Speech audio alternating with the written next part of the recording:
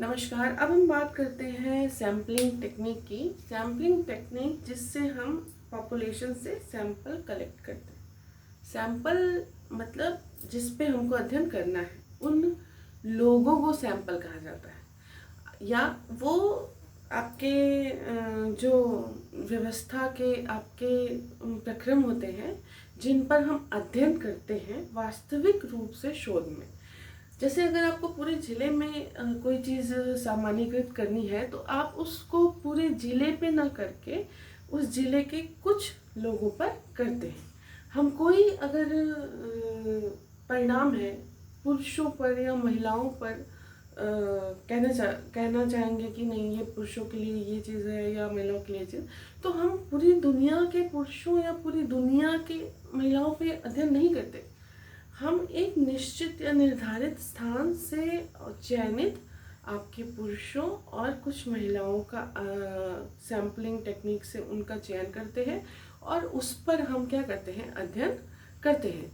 तो उनका चयन हम कैसे करें या कैसे दिशा करें कि हम किसको लें जो सही हमको डाटा दे पाए। तो वैसे तो ये अनुमानित होता है, आप एक कह सकते हैं कि हम लगभग सही डाटा प्राप्त करते हैं, ना कि 100%। लेकिन हम अगर सैम्पलिंग टेक्निक को बेहतर रखेंगे तो हमारा जो रिजल्ट आएगा वो ज़्यादा विश्वसनीय और वैध माना जाएगा। यहाँ पर जब हम किसी जनसंख्या से न्यादर्श का या प्रतिदर्श का चयन करते हैं तो इस विधि को ही हम प्रतिचयन या न्यादर्शन कहते हैं, या इसको इंग्लिश में सैम्पलिंग टेक्निक कहते हैं। न्यादर्श आपका कहाँ से लिया जाता है, आपकी जो जनसंख्या है, पूरी पॉपुलेशन या जो समग्र है, सब में से कुछ का हम चयन करते हैं अपने अध्ययन के अनुरूप। वो कुछ उस सब का प्रतिनिधि होता है। मतलब अगर हम महिला और पुरुष पे करते हैं तो हम कुछ महिलाओं और कुछ पुरुषों को लेते हैं।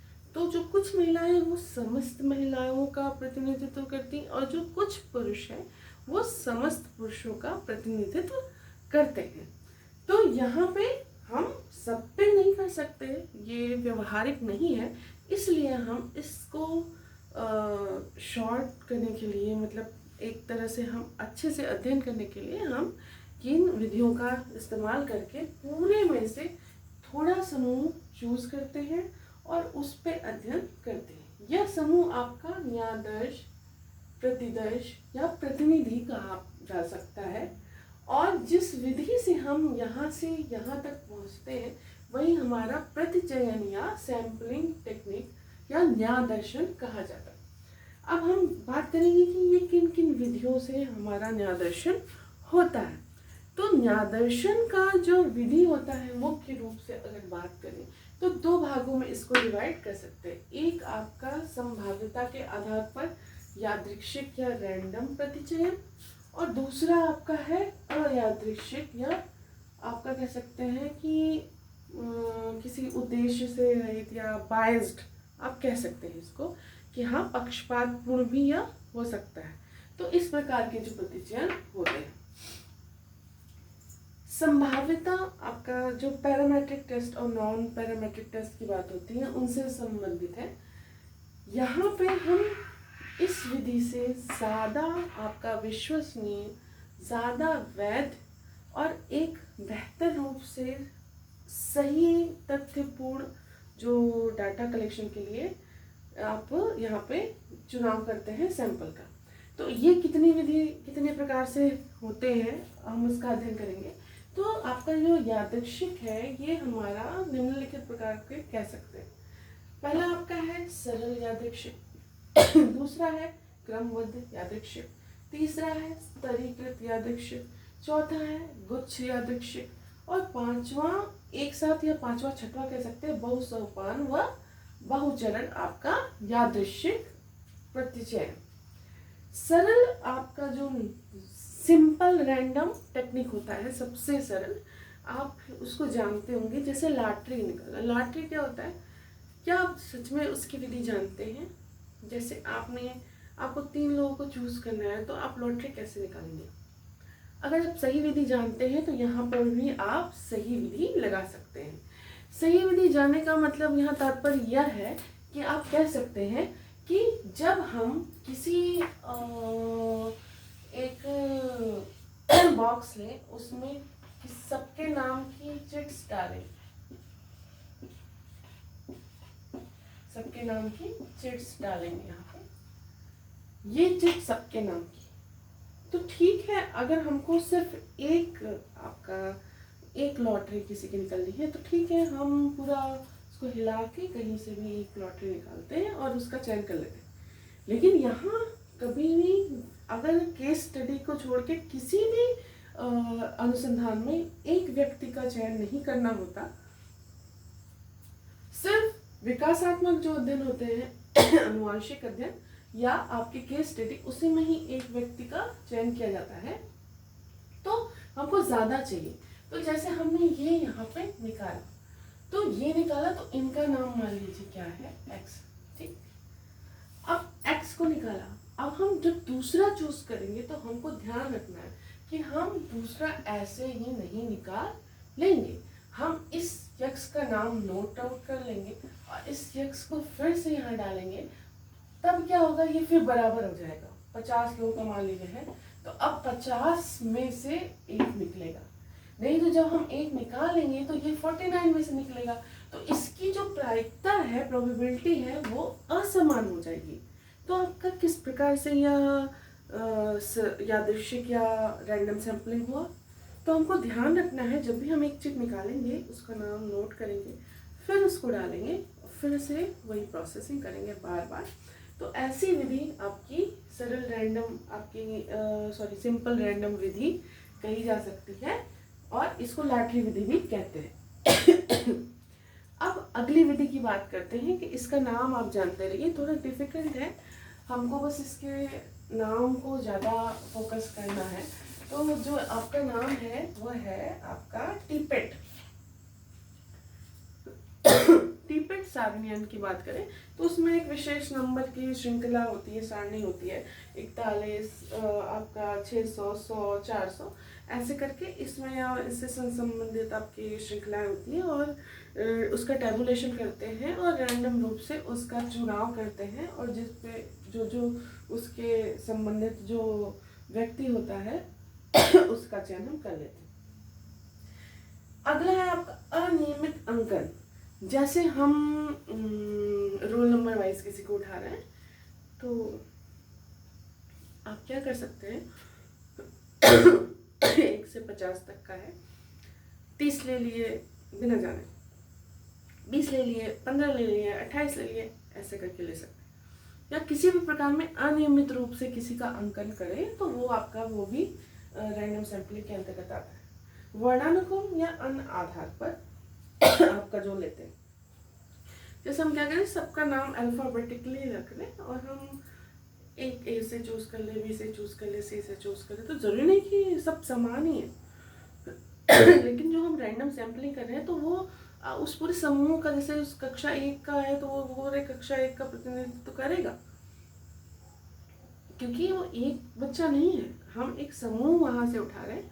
और इस प्रकार से अगर हम रैंडम सैम्पलिंग करेंगे तो जो हमारा शोध है ज्यादा परिशुद्ध प्राप्त होगा।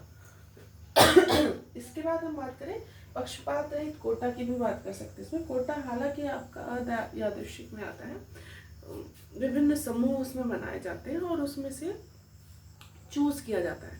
तो अगर विभिन्न समूह बना दें और उसमें से रैंडमली चूज करें तो उसको भी इसमें रखा जा सकता है। अगला बात करें आपका क्रमबद्ध प्रतिचयन। क्रमबद्ध प्रतिचयन या क्रम निर्धारण, आपका क्रम निर्धारण प्रतिचयन। आपके 100 बच्चे हैं, हम निर्धारित करें कि हम 1 से 25 तक एक बच्चा लेंगे, 25 से 50, 50 से 75, 75 से 100। एक निर्धारित क्रम के बाद ही हम अगला आपका न्यायाधीश चुनेंगे, तो क्रमबद्ध आपका स्तरीकरण हो जाएगा। अगला है आपका स्तरीकृत या स्ट्रेटिफाइड। स्तरीकृत क्या होता है, आप किसी चीज को एक दो पोर्शन में स्तरीकृत करिए, जैसे महिला पुरुष, उसमें आप करिए, फिर एज का कर दीजिए स्तरीकृत, मतलब 0 से 18, 18 से 30, 30 से 40 ऐसे। तो ये जब आप उसको स्तरीकृत करके उसके हिसाब से चुनेंगे तो यह भी एक रैंडम सैम्पलिंग होती है, जो उसकी संख्याएं आएंगी तब उसको आप रैंडमली चूज कर लेंगे। तो ये प्रविधि भी आपका स्तरीकृत प्रविधि हो जाएगा। इसमें आपका एक होता है सामान्य आवंटन, एक होता है अनुपातिक आवंटन, एक होता है अनुपातिक आवंटन और एक होता है अनुपूलन आवंटन। तो इतने प्रकार के आपके स्तरीकृत हो सकते हैं। इसमें आप समूह के, सामाजिक समूह जैसे कृषक है, ग्रामीण है, शहरी है, इस आधार पे, लिंग के आधार पे, शिक्षा के आधार पे, आकार प्रकार के आधार पे अलग अलग स्तर में बांटते हैं, और ऐसी प्रकार की सैंपलिंग हमारी स्ट्रेटिफाइड या स्तरीकृत प्रतिचयन विधि कही जा सकती है। अगली हम बात करेंगे तो गुच्छ प्रतिचयन विधि की बात करेंगे। गुच्छ प्रतिचयन या क्लस्टर आपकी जो विधि है, इसमें किसी एक का ना चुना के पूरा झुंड चुन लिया जाता है। तो अगर इस प्रकार से आप एक समूह में खा लें, मतलब इकाई समूह, दहाई समूह, उसको तो सॉरी प्राइमरी आपका इकाई समूह, फिर सेकेंडरी, टर्शियरी, ऐसे ही आप गुच्छे के रूप में जब सैंपलिंग लेते हैं, रैंडम, यहाँ जितने भी हैं ये सब रैंडम है, मतलब आप ये नहीं कि देखेंगे मैं यही लूंगा। आपको बस एक बिना किसी पक्षपात किए हुए बस चूज कर लेना है कि आप किस पे यहाँ पे शोध करना चाहते हैं। अगला है आपका बहुसोपान बहुचरण। बहुचरण मतलब आपके 1 से 2, 2 से 3, 3 से 4, मीन्स स्टेप 1, स्टेप 2, स्टेप 3। तो ये आपका बहुचरण है, मतलब उसको स्टेप आप विश्लेषित कर लीजिए। और बहुसोपान मतलब उसके कई सोपान हैं, मतलब कई प्रकार हैं। ये सोपान आपका पहला फेज, दूसरा फेज, तीसरा फेज, चौथा फेज। तो इस प्रकार की भी अगर रैंडम रूप से ये आप सैंपलिंग करते हैं तो ये सारे आपके यादृच्छिक प्रतिचयन के अंतर्गत आएगा, चाहे आपका सिंपल रैंडम हो, सिस्टमैटिक हो, स्ट्रेटिफाइड हो, क्लस्टर हो, और मल्टी स्टेज मल्टी फेज आपका सैंपलिंग हो। अब बात करते हैं उन प्रतिचयन विधियों की जो कि ये नहीं है। जब हम ये नहीं करते और अन्य प्रकार से हम चूज कर लेते जनसंख्या से कि किस पे हम शोध करेंगे। अब जैसे हमने किसी चीज पे अध्ययन करना है, हमको किसी के उपलब्धि परीक्षण, हमारे घर में स्कूल है, हमारे चाचा दादा का स्कूल है, क्या जाए हम दूसरे स्कूल में करने, हम क्या करेंगे वहीं पे करेंगे। तो ये हमारा रैंडम सैंपलिंग नहीं हुआ। रैंडम सैंपलिंग का हुआ कब हुआ कि हम बच्चे ही नहीं, हम वो विद्यालय भी क्या करें, हम जाए माध्यमिक शिक्षा का विभाग जो होता है वहाँ से सारे विद्यालयों की सूची निकालें और उसको अल्फ़ाबेटिकली कर लें, या तो उसको रैंडमली चिट बना के कर लें, या रैंडमली चूज़ कर लें, टैबुलेशन करके चूज़ कर लें, स्तरीकृत कर दें कि आर्ट का है, साइंस का है, ये है, फिर मतलब आप कह सकते हैं बॉयज़ का है, गर्ल्स का है, दोनों का है। तो मतलब इस प्रकार से करते हैं। तो वो हमारा जो प्रतिचयन होगा वो आपका रैंडम सैंपलिंग। जब हम सोचें हमारे घर से नज़दीक है, हमारी बुआ का कॉलेज है, तो इस हिसाब से करेंगे तो आपका ये सारा प्रतिचयन होगा। इसमें होता है एक स्वदेश। स्वदेश आपका वह होता है जिसमें हम किसी निश्चित उद्देश्य के लिए, विशिष्ट उद्देश्य के लिए उसका चयन करते हैं। अब जैसे हमको दिव्यांगों पर करना है, दृष्टिबाधित पे, तो हम पूरे जिले के कोई भी स्कूल नहीं ले सकते, हमको वही स्कूल चूज करना है जहाँ पे दिव्यांगों की पढ़ाई चलती हो। अगला आपका निर्णय है जजमेंटल। जैसे हम एक समूह बनाते हैं और निर्णय लेते हैं कि हाँ ये ज़्यादा बेटर हो सकता है यहाँ से ज़्यादा। मतलब ये नहीं कि हम कोई भी चूज़ कर ले रहे हैं, हम देखेंगे रिजल्ट के बाद हम उस पर जजमेंटल हो जाते हैं कि नहीं हमको ये ज़्यादा सही रिजल्ट देगा। तो ज़रूरी नहीं है कि वो होगा, हो सकता है उसमें बायसनेस हो, तो ये भी आपका इसमें ही चला गया। अगला आपका आकस्मिक, अचानक से कोई समस्या आ गई ऐसे और अचानक से आपको कोई, आपने रिसर्च की लेकिन ऐसी समस्या है कि आपको फिर से सैम्पलिंग करनी है, तो अचानक से आप ये नहीं देखते कि आप यही करोगे, कोई भी टेक्निक से आप समूह का निर्माण कर देते हो, सैंपल बना देते हो,